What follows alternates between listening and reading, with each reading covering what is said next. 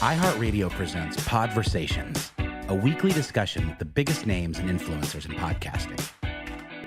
Hey everybody, thank you so much for hanging out with us for another session of the iHeartPodcast Network Speaker Series. This is my favorite part of the week where I get to, sometimes with a colleague, in this case, Dolly S. Bishop, the head of The Black Effect.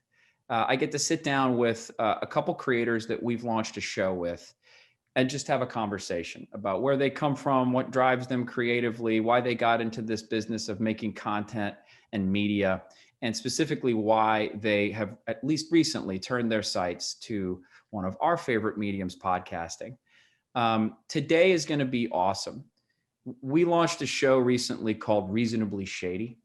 It's part of a podcast network that we put out into the world in partnership with Charlamagne the God called The Black Effect. The podcast is hosted by two of the stars from Real Housewives of Potomac, Giselle Bryant, Robin Dixon. First of all, thank you guys so much for hanging out with us today. I really appreciate it. Thank you, Conal, for having us. First of all, I want to say thank you to both Conal and Dolly and everyone else who has made our podcast happen. We really appreciate you all for believing in us because, as you probably know, we don't come from the podcast world. And so it was really special that you all saw something in us that you decided to, put your resources into us. So thank you so much. The feeling is very mutual. We are always, at the end of the day, we're a creator-driven company. I think that when it all comes down to it, that is one of the biggest differentiators of iHeart. It's why I love being here, is just being able to help creators do what they do a little bit better. So I could set this up and tell your guys' backstories and do the intros, but I much prefer it sometimes if you guys tell me that stuff. So I'll keep it with you for a second, Robin.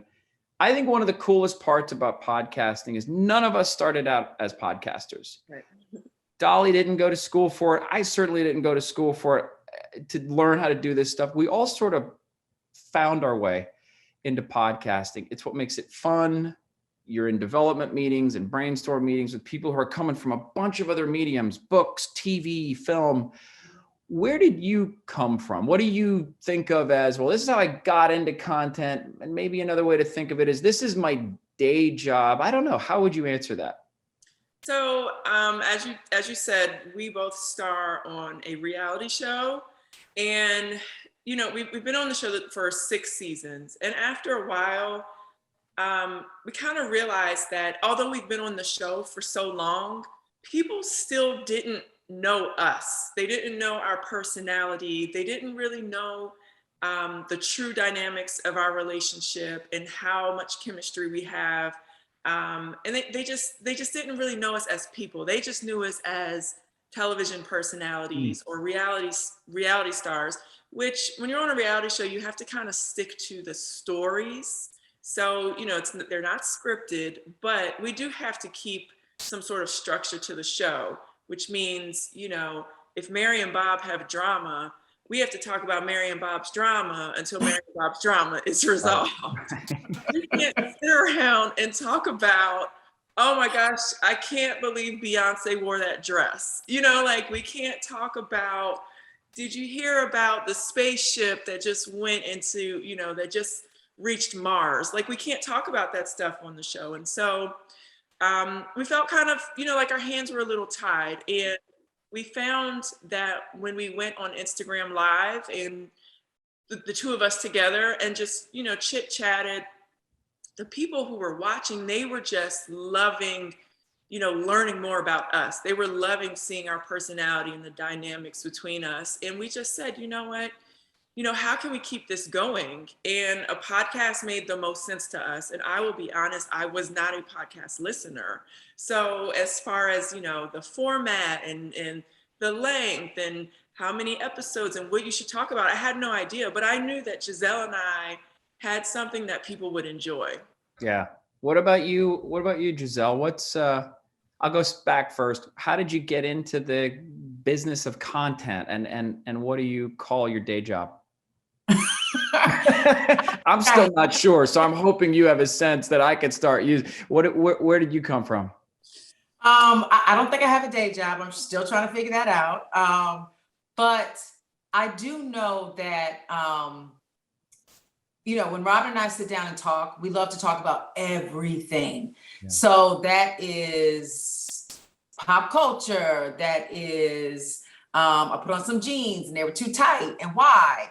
That is, what did we eat last night? It's everything. It's the whole gamut. And I realized that is content, so to speak. The things that we're talking about, people are also talking about in their homes or with their girlfriends, and it resonates. So I think that that's kind of just how we got into creating what we talk about, what we delve into, what we put out there. But it's really just like two girlfriends just like chatting it up like we would normally do. And interestingly enough, a lot of feedback is that Robin, because when we do this reality show, I try to be as talkative and as outgoing as I can be, but Robin is a little laid back. But on the podcast, people are so loving Robin Dixon, and she's just herself. And, that's the girlfriend that I talk to all the time. And I'm just so happy that, people are able to get to know us in a much better way. Hey, so before I throw it over to you, Dolly, I am really interested in this idea of reality TV. And I know we're not going to bash reality TV. And I hear you, Robin, when you say, no, it's not like scripted, but there's a structure that makes sense to me. Is it challenging, though, to be on a reality TV show? I'll stick with you, Giselle, like for that long, where you're inside this structure that long and you're like, got to follow certain narrative threads. And was podcasting, which is a refrain we hear a lot, was it sort of like, wow, I get to talk about anything? The man from the rocket ship that went into space to the stock market 5 minutes ago. First question first, what's it like on a reality show that long? Is it tough? Yes. Is it and the toughness for me is a lot of times I'll film a lot of things in my personal life, my personal story, that they don't air. And, I get frustrated, but I get that it's 7 ladies, it's 44 minutes. So they can only put so much on. I get that. So yes, the podcast world for me personally is fantastic because we're there to create whatever it is we want to create, and nobody's going to cut it. Nobody is going to not play it. We have so much more freedom, and that's refreshing, to be quite honest. Yeah, I agree. I mean, the ability to control our content it's amazing. It does feel very freeing. And it's almost like sad to say that because yes, in the reality TV world, it's hard because like Giselle said, we film so much stuff and so much stuff that doesn't make it, stuff that would probably help people get to know us a little bit better. And so this is really freeing. And you know what, Conal, to go back to your first question about our day jobs, we are entrepreneurs. We do have businesses. Yes, we do. So that also, spurs the creativeness and, and creating content, because just in having a business alone, you have to think about content, period, of what you're putting out there to your audience. And fortunately for us, we have a large audience. But yes, we do have day jobs, and we're mothers. We are both mothers. We are business women. We are reality TV stars. So Giselle, yes, we have we have day jobs. We have day jobs. But I do want to say one thing about our reality TV day job. We do have a lot of fun with it, and we do enjoy. The core group of our show for 6 seasons has been together for a very long time, since the beginning, and we have a lot of fun. Is there a lot of drama? Yes, but it's tough. I think you got to have thick skin. You got to understand what you get yourself into, and know that there is light at the end of the tunnel. Yeah. It's a different structure, of course, but we have a few podcasts actually with creators who have been on current or are on currently Saturday Night Live. Nice. A lot of them work in a network we have in partnership with Will Ferrell. And I hear a similar sort of refrain from them where it's like SNL super structured, very hard work, and podcasting has become a sort of a retreat for them to be completely creatively free. It's not to say they don't love SNL. It's the opportunity of a lifetime, and it's legendary, but it's just interesting to hear that echo. But Dolly, over to you.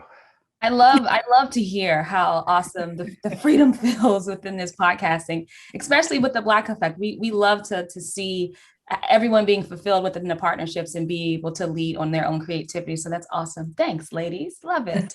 I would love to talk more about creativity, and how did you guys come up with the name Reasonably Shady for your podcast?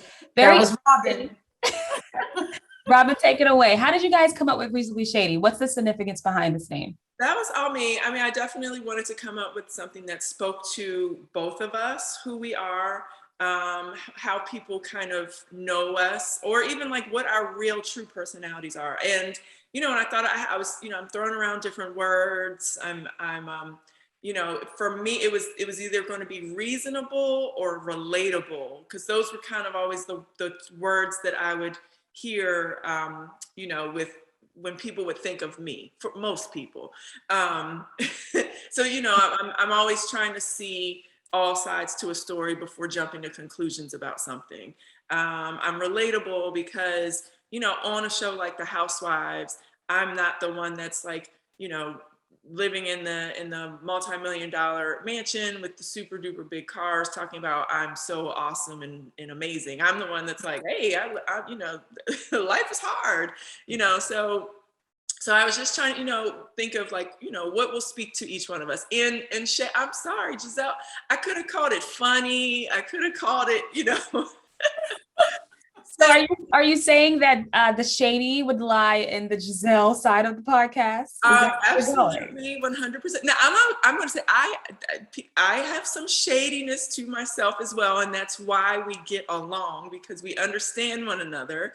But her shadiness is a little more pronounced than mine. So, you know, the shady element kind of, you know, encompasses both of us, but that's all hers. That. Thank you, Giselle. Yeah. I would love for you to own it or not. And then also tell us, Giselle, who is your show for? Like, who is your target audience? Who do you believe are the listeners that's coming to listen to Reasonably Shady podcast? Yeah, that's a great question. So yeah, I mean, I own it. I'm extremely shady. I come from some shady parents, and it just, I don't know, it's just natural. I don't know how it happened, but it's here. And actually my kids are shady. So I think it's just, the shadiness just gonna go on for a while. So I find, and I feel like, you know, obviously, of course, we've had a lot of just people that watch the show have come over to the podcast because they let us know. But I think it's a lot of ladies and girlfriends. We have found that people have told us that they have told their girlfriends to start listening and to start binging so that they can talk about it together. So I think it's your, I don't know, 25 to 55-year-old lady that is smart, fun, wants to have a good time, and it's just living their life. Nice. I love that. Absolutely love it. I think I agree with you as well. Speaking of like fun, ladies, good time. I know you two have known each other for quite some time now. Off camera, on camera, on in audio, in the studio, outside the studio.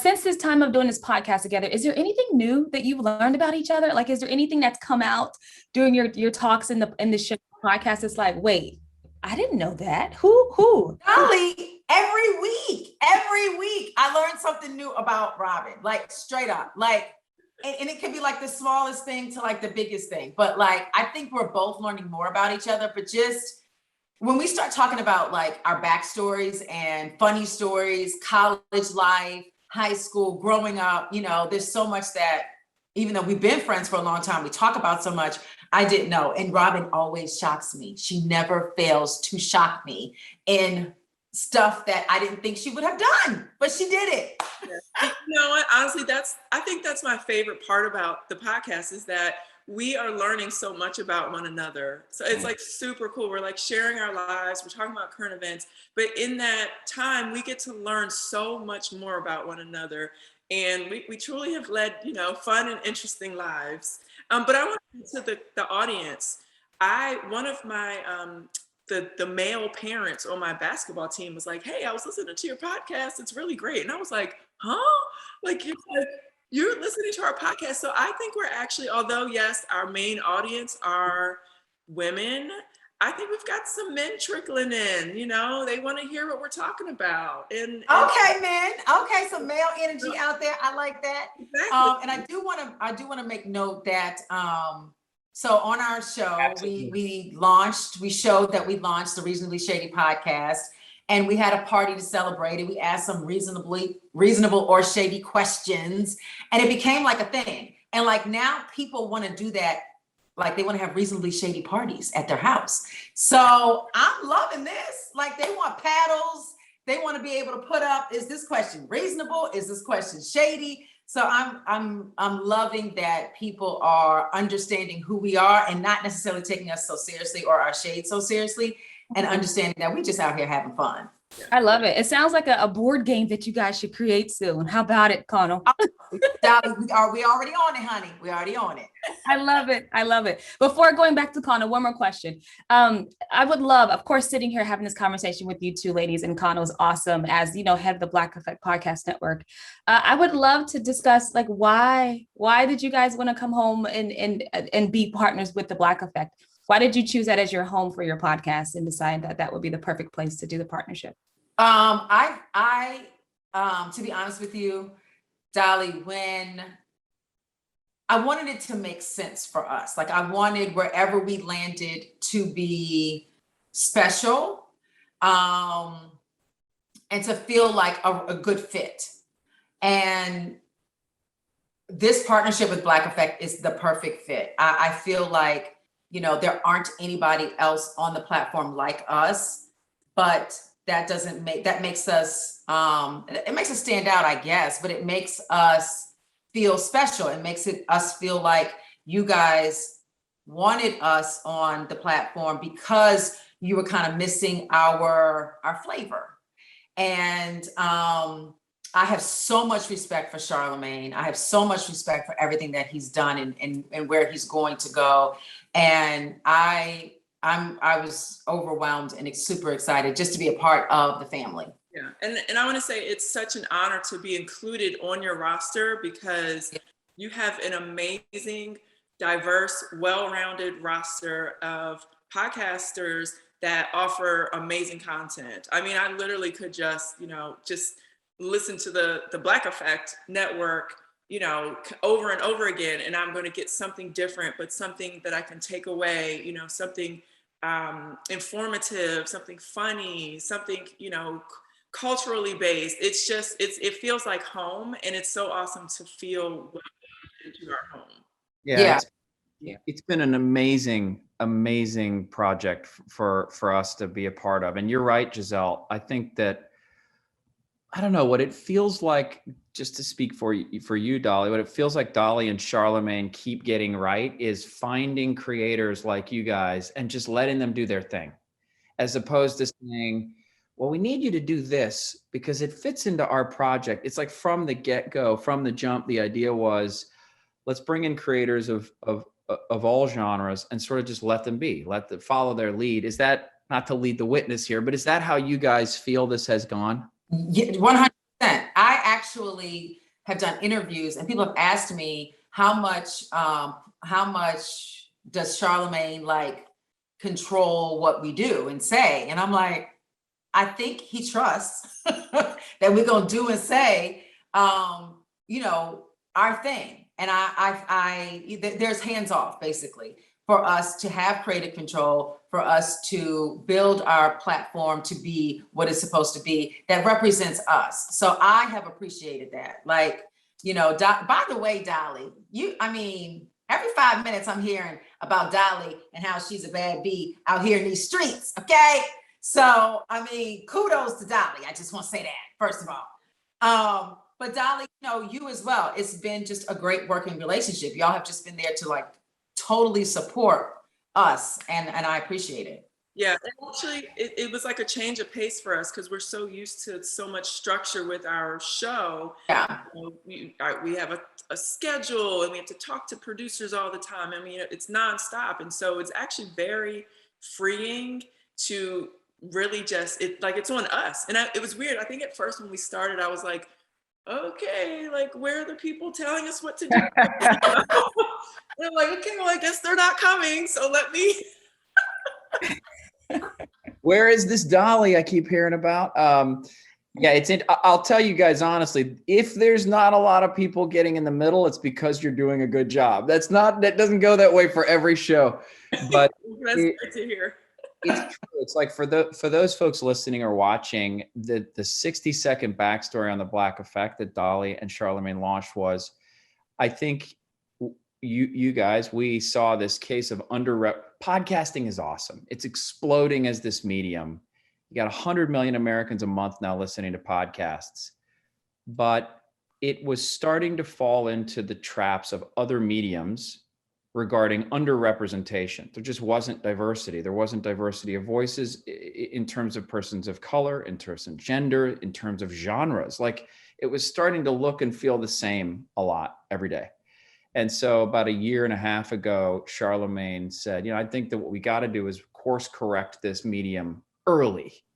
Like get in there in the first 10, 20 years of the medium so the next 100 years look different than other mediums. Don't fall into that trap. So we launched the Black Effect. The success of it in large part, thanks to you, Dolly, has been crazy. You have like 27, 28 podcasts now that are part of this network. I think you're right, Robin. Like this is the best lineup of talent, present company included, that I can point to in any project, in any medium. I mean, period. From All the Smoke to Drink Champs to 85 South Show, Jess Hilarious, you guys, I can't believe what we've managed to, in partnership with folks like you, launch and I think, Dolly, we either just passed it or coming up on it, the 1-year anniversary. Like we just crossed the line. Yeah, September 9th. Yeah. Yes. Okay, so can I say something about that? Absolutely. So September is my birthday. And I remember last year looking at the announcement that, the Black Effect was going to be launched and blah, blah, blah. And the people that Charlamagne was going with. And I was like, I said to myself, I want to be a part of that. Oh, wow. And I said it to myself, to my internal self. Mm-hmm. So, and I'm just now that we're talking about this, I'm just now remembering this. And so I look at God. I mean, it just all happened. And Dolly, you and I hadn't even talked yet. We hadn't even met. So this was meant to be. Awesome. It's awesome. It's just rare that you set a plan. And I think a lot of this is right. You're right, Giselle, is like Charlamagne is a force of nature. And when he sets a plan, you actually hit this sort of moon landing that you might not think you're going to hit. We did. And it's been awesome. We're sort of constantly in awe, to sort of go out a little wider, of the podcast medium, period. And while it's not your guys' job to answer this, I'm always just curious about what it is about podcasting. Why is this medium getting so big so fast? When we look at media and entertainment, when you look at new content types, as we call them, that come out, like virtual reality or augmented reality or whatever the case may be, most of them struggle to actually hit mass reach audiences. Podcasting is not doing that. You have, like I said, 100 million Americans listening to a podcast a month. That's 1 out of 3 of us in the country that are believers now in this medium. Let me start with you, Giselle. I'm just curious, what do you think it is about podcasting that is making it grow crazy fast like that? Is there something special about this medium? Yeah, I think it's the realness of it. I think it is you look at, Matt Barnes and Steven Jackson. They are unashamedly Matt Barnes and Steven Jackson. So nobody is scripting them. Nobody is producing them. They're doing their thing. And that's respectable, right? And when people buy in to when they feel like there's some sense of authenticity, Robin and Giselle are Robin and Giselle, and we're not here to try to act like somebody that we're not. People know that, because when it's fake, people can feel it. And I think that people like to hear, because they know who we are, they see us as personalities, they like to hear what we think about everyday things, because they can so relate to it. So I think that that's another aspect to other mediums that aren't there. Yeah. I mean, I think it's great that there's so much choice and variety in podcasts. I mean, when I go on and I look and I'm like, what do I want to listen to? I mean, it's anywhere from, relationships to money, to cooking, to, pop culture, to whatever it is. You want to learn about Bitcoin. So it's awesome that the listener can actually tailor what they specifically want to listen to without having to be, under the strict regulations of television or of radio. I think it's the flexibility and the freedom of the podcasters that, they can really kind of say what they want without being filtered or, without being cut off, or, it's you can, and you can pick, okay, well, I want to listen to this specific topic and this person. And I think it's the variety and just the freedom that the listeners are really drawn to. And I think it makes them feel that they're like sitting in the living room with the podcaster. It's like they're almost having a one-on-one conversation,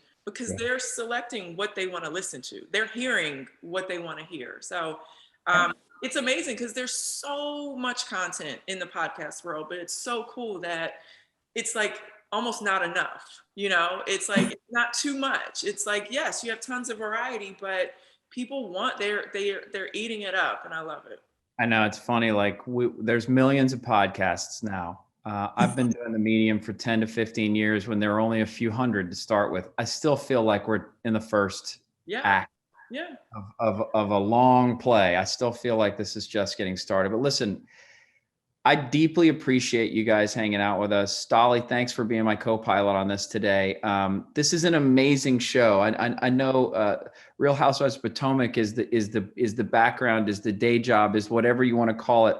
But for my money, Reasonably Shady is one of the most awesome podcasts we've launched in a while. And I really do deeply appreciate your guys' trust, your partnership with The Black Effect, with iHeartMedia. And thanks for hanging out today. Thank you. We appreciate it.